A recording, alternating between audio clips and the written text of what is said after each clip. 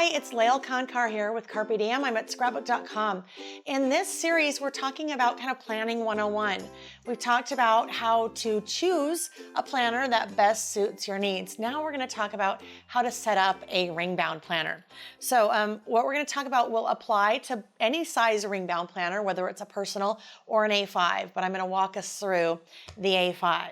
Now, if you're buying a box set, the box set has all of the basics in it, and that's the one that we're looking at here, one of our box set options. It's going to have your monthly dividers, so those are going to be your tab dividers, and then on the inside you will have the month on 2 pages. Now, these box sets are undated, so we'll talk about in a minute how you can date those. But you have those for each of the 12 months of the year. Within each month, you have the weekly pages. So you have week on 2 pages, and that's a horizontal view. So horizontal view is a super popular view, but we'll also talk about some of the other different views that are available as well. So box set gives you your dividers and your months. That's kind of the basics that you need to get started. So if you find a box set, you really like the design, like this cream blossom that we're looking at right now, you may love it, and that's the box set, and that's what you're going to run with. Now, some of you may really want to kind of customize the planner to your own personal style and planning needs. So that's what we will talk about next. This is one of our a la carte planners, so it is just the planner. There's nothing in it. The benefit about doing this is that it really lets you kind of decide what different types of dividers that you want to use, and then more importantly, what different types of inserts that you want to use for your weekly or daily planning. So let's take a look at a few of the different divider options. This one is from our Bliss line, and it's beautiful. The black actually goes super well with this planner, but there's a lot of watercolor that you see. There's some photography. That'll just give you a really good feel for what that particular divider set or insert set looks like and the feel of it. And that is the Bliss. Another option is the Bloom. And Bloom, beautiful, kind of more pastel-y colors with lots of pops of black in there. Follow your heart. It's a lovely sentiment. It's the little things. The flowers in here are so pretty. So you just got to get a feel for that design. So now you're starting to figure out, okay, what color planner do I want to use? And we actually didn't talk about that. If you're going a la carte, you have lots of different color options. So what color planner that you want to use? And then insert set. So the last insert set that we'll take a look at is from Beautiful. And it really is beautiful. A little bit more sophisticated. Some of those nice pastels that we've looked at, but the floral on this is just stunning. Gold foil accents that you see on a couple of those pages and those tabs. So those are going to be your monthly inserts, and that's the thing that I would start with first, is pick your monthly inserts, and then we would move to the your kind of weekly or daily planning inserts. So let's get these guys added. And now we're going to talk about the your inserts. And there are 4 different, kind of 4 main types of inserts that we make at Carpe Diem, but really these are going to kind of be the most common that you see available out there. So as we talk about them, I'll have kind of an example here so you can get a feel for it. And then we'll take a look at the blank pages. So this would be the week on 2 pages, horizontal, the horizontal view. So that horizontal view is going to have Monday, Tuesday, Wednesday, Thursday on the left, Friday, Saturday, Sunday on the right. So you're planning horizontally, writing horizontally as you go. Those are the horizontal inserts. After horizontal, this is a super popular style as well. These are the vertical inserts. So you can see that would be Friday, that would be Saturday, that would be Sunday. So you're planning vertically instead of horizontally. As we take a look at that example, we can see on the left-hand side, we have Monday, Tuesday, Wednesday, Thursday running vertically. And on the right-hand side, Friday, Saturday, Sunday. Now, you'll see there are those kind of gray lines or sections. Some people will use those sections as kind of morning, afternoon, and evening, but they're not labeled that way. So you can kind of really use that how you wish. Now, there's no right or wrong, whether it's horizontal or vertical. It just seems to be, a point of preference. Some people are used to seeing things horizontally, and some people are used to seeing things vertically. So those would be the vertical weekly inserts. Then we move to a very specific type of insert, and this would be an appointment insert. So these are going to be set up very similar to the vertical that we looked at, but these are breaking down the day into hour increments. So on the left-hand side, we see Monday, Tuesday, Wednesday, Thursday. On the right, Friday, Saturday, Sunday, broken down into hours, 7, 8, 9, 10, and so forth. So these type of inserts are great for people that really have a lot of appointments, maybe a dog groomer, maybe a hairdresser or a nail tech or something like that, where you need to keep track of all your appointments in an hourly or even half-hour basis. So those would be the vertical appointment inserts.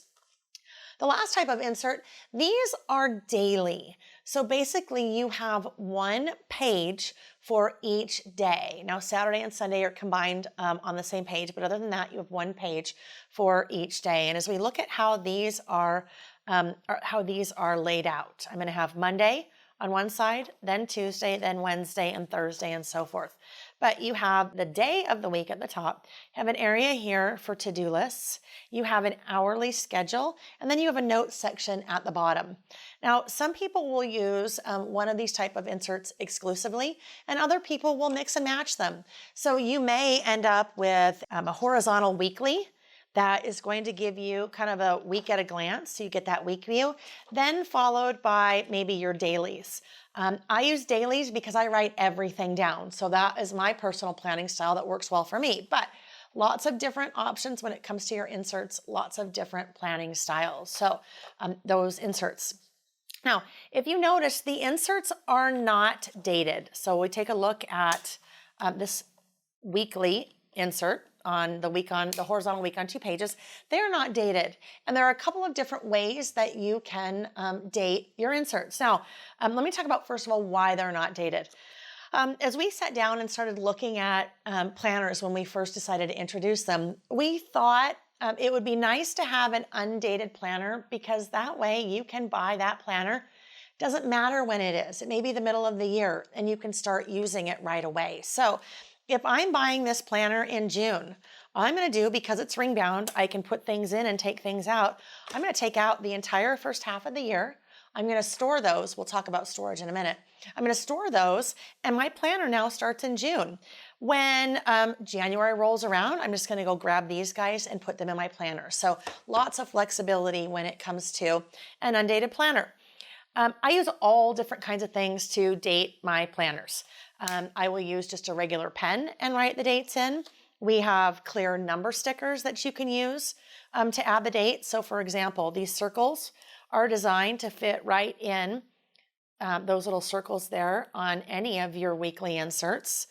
These little squares are actually designed to date your month on 2 pages. So I could put my 1 right there, I could put my 2 right there, my 3 right there. I will use other number stickers that I have. I will sometimes use stamps. I mix and match things, and that's just as I'm decorating. I kind of like to mix and match things just because it's part of kind of the creativity for me. I will show you in this particular example, and this is my personal planner, you can see how in some cases I have written in the dates, and other cases I've used some number stickers. And there's no importance to any of those dates. I just added different number stickers to just kind of give it a little bit of a different look. So however you want to date your planner, you can do that. Now, the rings basically have a fixed width, right? You can only put so much in that planner before you can't add any more to it. And it makes it hard to kind of turn the pages. So people will ask us, how many months can I fit in my planner at one time? And that's a really good question, but it's a really hard answer to give because it depends on if you are using daily inserts, if you're using weekly inserts, if you're adding additional things to your planner, if you're decorating the pages and you might have some photos in there that are making things a little bit thicker. So really depends. Kind of a general rule of thumb for me and my own planner, I'm using daily inserts. So I can probably fit 3 months at a time. I'll usually keep the prior month, the current month, and then the next month. So I have those 3 months together.